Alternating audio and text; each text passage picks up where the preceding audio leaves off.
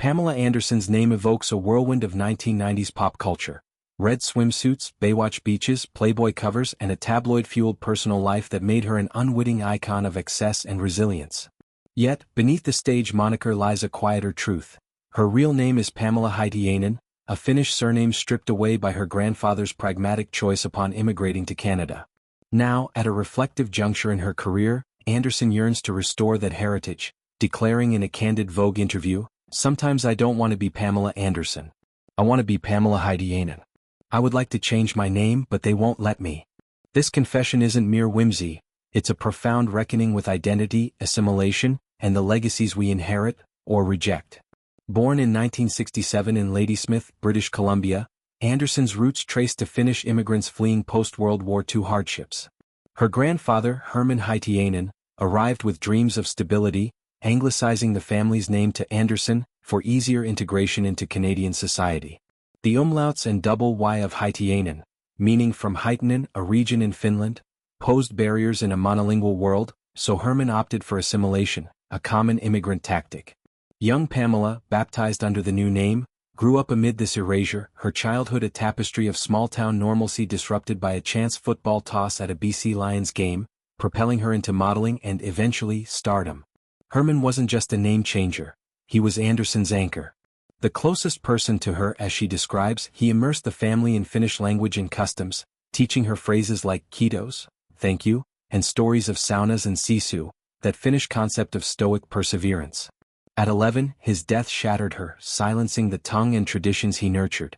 Fluency faded, leaving Anderson with fragmented memories, the scent of rye bread, folk songs hummed over dinner, a sense of otherness in her Pacific Northwest home. He was my world, she reflects, his influence echoing in her unshakable grit amid scandals and reinventions.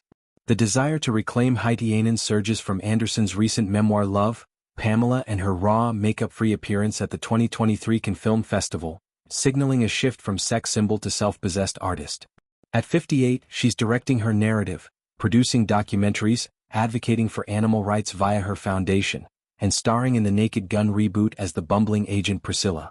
Yet, the name Pamela Anderson feels like a costume, donned for survival but now constricting. They won't let me, she laments, the they, ambiguous, perhaps legal bureaucracies, brand managers, or the public's unyielding image of her as the blonde bombshell. This pushback mirrors broader immigrant stories. Assimilation's double bind, adopt a new name for opportunity, lose a piece of soul. Anderson's tale parallels figures like Olivia Rodrigo, Filipino-Spanish roots anglicized, or Anya Taylor-Joy, Argentine-British heritage diluted. In Canada, where multiculturalism reigns, name changes evoke debates on cultural preservation. Anderson's quest isn't legalistic, it's existential. Reinstating Hyytiäinen would honor Herman's sacrifices while rejecting the erasure he enabled, a full-circle act of agency. Professionally, the change could ripple. Baywatch made Pamela Anderson synonymous with slow-motion runs and C.J. Parker. Playboy cemented it in fantasy. But her Broadway stint in Chicago 2009, and Netflix's Pamela, A Love Story 2023, reveal a multifaceted woman, survivor of abuse, mother of 2 sons, environmentalist.